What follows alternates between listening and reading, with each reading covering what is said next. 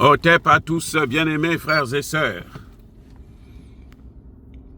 L'Ukraine qui a attaqué le Mali, croyait qu'en attaquant le Mali, l'Ukraine était en train d'attaquer seulement un pays.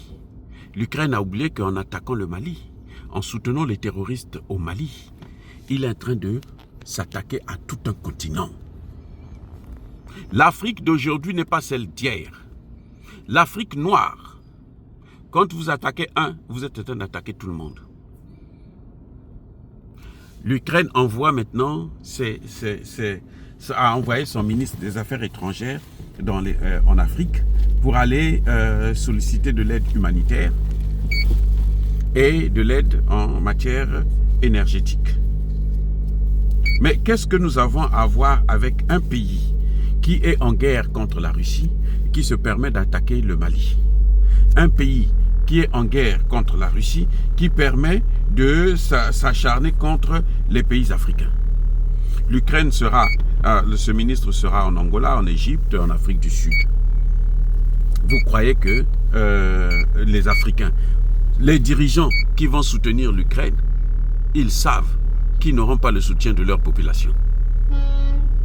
Et le soutien d'un président ne veut absolument rien dire aujourd'hui dans nos pays. Ce qui est important pour nous, c'est le soutien du peuple, de la population. S'il n'y a pas le soutien de la population, eh bien, ce que vous faites là, ça ne veut absolument rien dire. Eh oui. Eh oui. L'Ukraine faisait le chantage avec les céréales en Afrique, non? Si vous n'intervenez pas, si vous ne me soutenez pas, vous allez mourir de faim. L'Afrique est morte de faim, là? Est-ce que les Africains sont morts de faim? Les Africains souffrent. Ils sont morts de faim. Ceux qui meurent de la famine, là, c'est à cause de la politique de l'OTAN, des amis, des alliés de l'Ukraine. C'est pas parce que nous n'avons rien, c'est pas parce que nous ne pouvons pas produire et tout. Non, c'est parce que les amis de l'Ukraine font tout pour que nous ne puissions pas nous émanciper. Voilà pourquoi l'Afrique souffre. C'est ça le problème. Donc l'Ukraine envoie son ministre des Affaires étrangères, mais c'est pour rien. Puisque en fait, en réalité, ils sont en train de chercher des hommes. L'Ukraine a un grand problème, il n'a plus d'hommes. Pendant la Seconde Guerre mondiale, on était venu prendre des hommes en Afrique. Ce sont ceux-là qui ont sauvé les Européens. Et notamment cette putain de France qui aujourd'hui a passé tout son temps à nous persécuter. Cette fois-ci, eux, dans leurs enfants là, personne ne veut accepter d'aller là-bas. Vous savez que même en France, là, on n'arrive pas à recruter des militaires. Personne ne veut rentrer dans l'armée maintenant en France. Parce qu'ils ont peur de la guerre. Et donc l'Ukraine, ce qu'il fait, même les Ukrainiens fuient. Il est en train de chercher des hommes, il est en train de chercher des combattants, il est en train de chercher des soldats qui vont aller l'aider.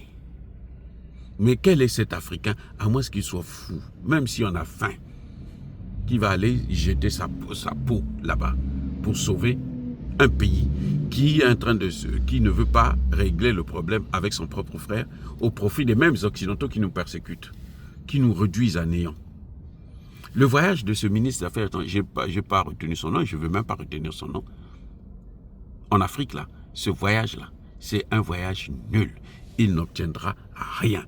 Il va revenir bredouille. Parce que le pire, c'est de s'attaquer à l'Afrique. De toucher un seul pays africain. Mais tous les Africains le savent. Ah oui. Si on ne lui dit pas en Afrique du Sud, c'est parce que c'est la diplomatie, et puis parce que en Angola, on ne peut pas le lui dire, parce que l'Angola est dominé par les États-Unis. L'Angola croit encore. Mais les Africains qui ont compris là, ils savent que les États-Unis, c'est fini. C'est la vieille école. C'est l'ancien ordre mondial. Le nouvel ordre mondial, c'est la multipolarité. C'est pour ça que vous voyez d'ailleurs, ils tremblent là-bas, à la Maison Blanche et partout. Donc, M. Zelensky, qu'il sache que sa plus grosse erreur, c'est d'avoir attaqué l'Afrique. Et la plus grosse erreur de l'OTAN et de l'Union européenne, des Européens, c'est d'avoir pris en esclavage les Africains, de les avoir colonisés. Nous n'allons jamais oublier cette histoire-là. Nos petits-enfants, nos arrière-petits-enfants le sauront. Et ils prendront des dispositions qui s'imposent quand il s'agira de coopérer avec les Occidentaux. Eh oui, on préfère avoir affaire aux Chinois, aux Russes, aux Cubains et autres, mais pas à ceux-là. Parce que ce qu'ils ont fait à l'Afrique, ça ne peut, il n'y a aucune justification au monde qui peut permettre à ce qu'on puisse les pardonner. Monsieur Zelensky, débrouillez-vous dans vos problèmes pour vous en sortir avec la Russie.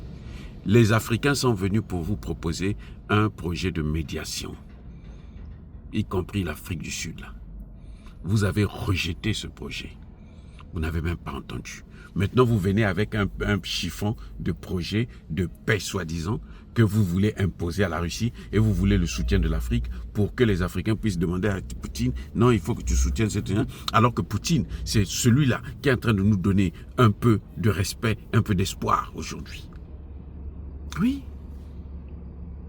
C'est Poutine qui a amené l'espoir dans le Sahel. C'est Poutine qui a amené l'espoir en RCA.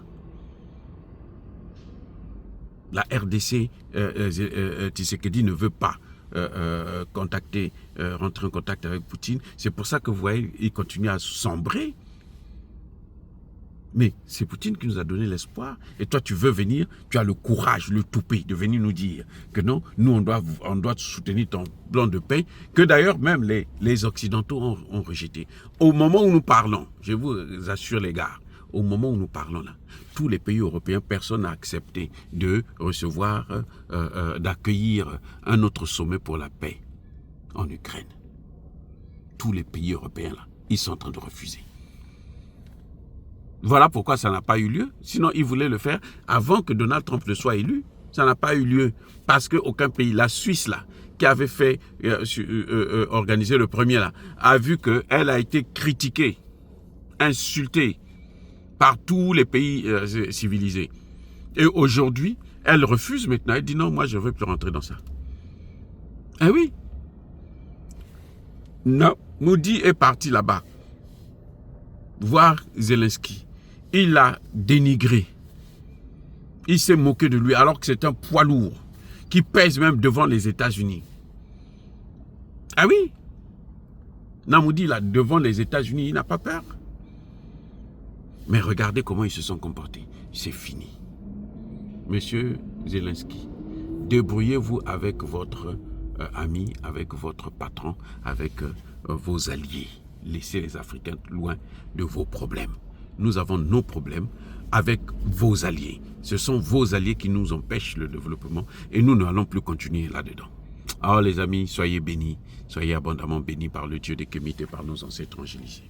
Mais que tous ceux qui persécutent le continent africain le pillent et le déstabilisent, qu'ils soient noirs, blancs, chinois, arabes, juifs, indiens, qui qu'ils soient punis, maudits, foudroyés, neutralisés, écrasés, effacés par le Dieu des Kémites et par nos ancêtres angélisés. Vive l'Afrique éternelle, j'ai dit et j'assume.